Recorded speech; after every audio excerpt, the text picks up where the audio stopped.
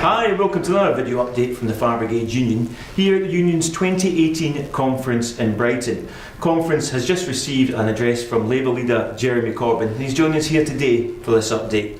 Jeremy, as I said, you addressed the delegates to the conference. What was your message to them and your message to all the firefighters watching this? Well, first of all, thank you very much for inviting me, and what a great conference and what a great union. And I was congratulating the union on its longevity and the work you do and the affiliation to the Labour Party. And I was making the point that you keep us all safe, but you suffer job losses. You don't have a statutory obligation, therefore the funding to do flood rescue in England, and that post-Grenfell you have been praised by everybody, and then your pay was frozen afterwards by the very same people who were praising you. And so I tried to bring those things together in my contribution and say that we would make sure the fire service is properly managed and governed and not part of the Police and Crime Commissioner's remit. That secondly, we would recruit 3,000 new firefighters.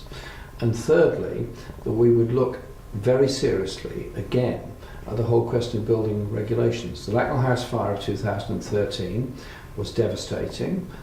The report said sprinklers should be fitted. None were fitted. Post-Grenfell, we now understand the dangers of the cladding. The government said dangerous cladding should be removed from tower blocks all over the country. Hundreds have been identified, very, very few, a handful have had that cladding removed. And the government a year later said they would spend 400 million on it, which they then took out of the housing budget. No, it should be new money to get rid of the dangerous cladding and make sure that fire regulations are properly carried out for the future. And it's interesting that fire doors in Kensington and Chelsea are now being replaced. Well, it's a year since the fire. Maybe they should have thought about that a bit beforehand. But it's also about how we as a society house people and treat people. And a year on, there are half the Grenfell families have still not been rehoused. Indeed, I was with some of them last night at the local mosque. They had an iftar supper and I was talking to some of them there.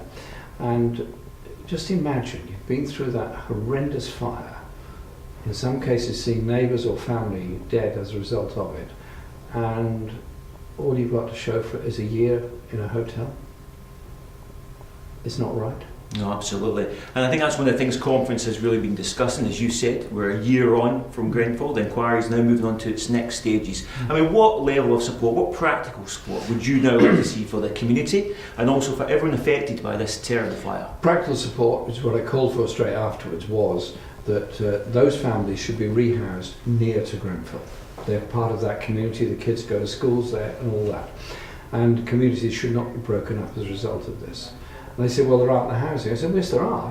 There's a large number of empty luxury flats in Kensington. We have a council there that lamentably failed in its duty, and a housing strategy which seems to put the investment potential of wealthy people into luxury flats to keep them empty over housing people in desperate need, or indeed housing homeless people. So first, housing investment. Secondly, proper funding of the fire service. Third, building control and fire safety regulations being fully enforced. You don't get those enforced if you get rid of the number of fire safety inspectors. Quite. And just finally, Jeremy, now we've all week we've been talking about the severe level of cuts that the fire and rescue services face. Some 11,000 frontline jobs removed since this government came into power. It's very hard for firefighters to stomach, on the one hand being called heroes, and on the next hand seeing politicians cut us. How would you characterise, for all the firefighters and control staff watching this, the way this current government has treated our service? They praise you when you put a fire out, they praise you when you save people from drowning, and then they continue with the cuts, which means that those still in work are stretched and stretched and stretched in order just to keep a service going. You do a fantastic job.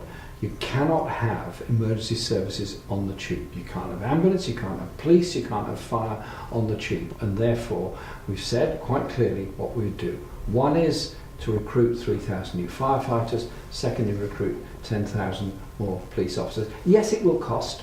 I know that.